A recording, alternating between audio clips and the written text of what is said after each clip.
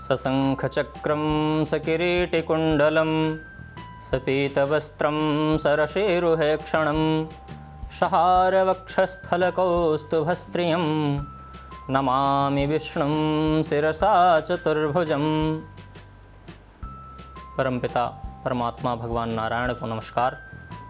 बंधुओं, हम सब ज्येष्ठ मास की एकादशी को व्रत करते हैं और निर्जला एकादशी के नाम से जानते हैं। और सभी भक्तजन निर्जल उस दिन व्रत करते हैं, छबीली लगाते हैं, अन्यान्य मंदिरों में दान करते हैं।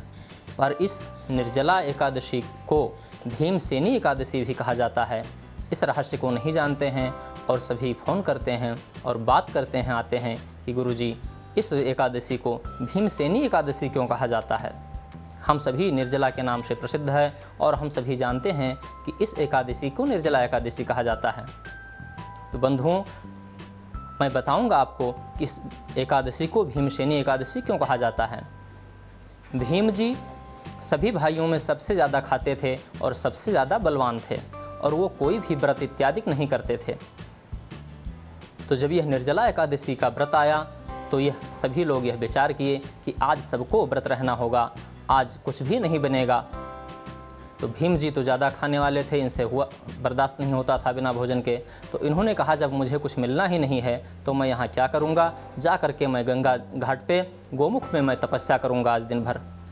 भीम जी वहाँ गए और दिन भर तपस्या करते रहे, स्नान किए, संध्या किए वहीं पर और तपस्या करते रहे। जब सायंकाल हुआ तो शिव जी ने सोचा थोड़ा इनकी हम परीक्षा लें कि क्या यह पूर्ण रूपेण ये व्रत रह सकते हैं या नहीं रह सकते हैं। तो भगवान शिव भैंसे के रूप में वहाँ प्रकट हो गए और भीम जी से युद्ध के लिए उद्धृत हुए।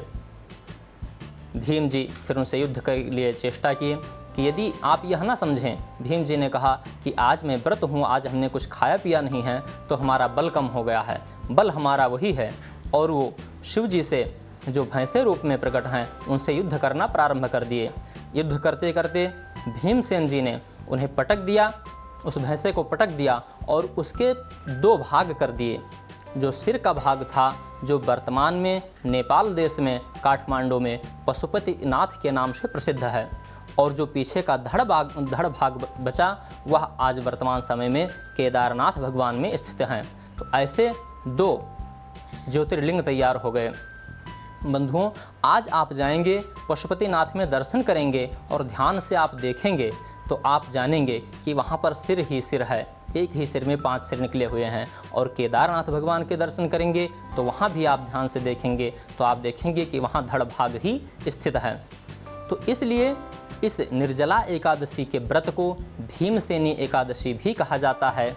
और जब इस प्रकार से युद्ध हुआ और शिव जी को परास्त किए, उस जो भैंसे के रूप में प्रकट थे, शिव जी बड़े प्रसन्न हुए कि भीम प्रसन्न होकर के उन्होंने कहा कि आज से आप जो वरदान मांगना चाहें वो वरदान मांग लीजिए। तो भीम ने कहा मुझे प्रभु कुछ वरदान नहीं चाहिए, बल तो आपने दे ही रखा है, इतना बल है, मुझे कुछ भी नहीं चाहिए।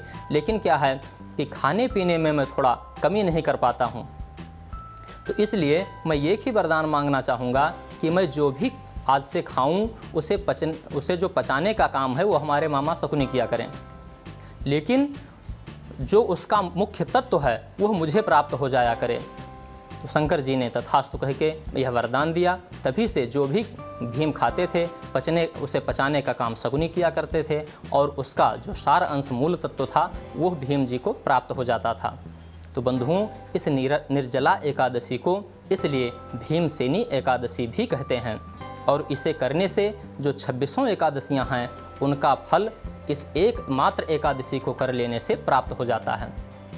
बंधुओं, हम पुनः एक नए विषय के साथ आपसे मिलेंगे। तब तक के लिए नमो नारायण।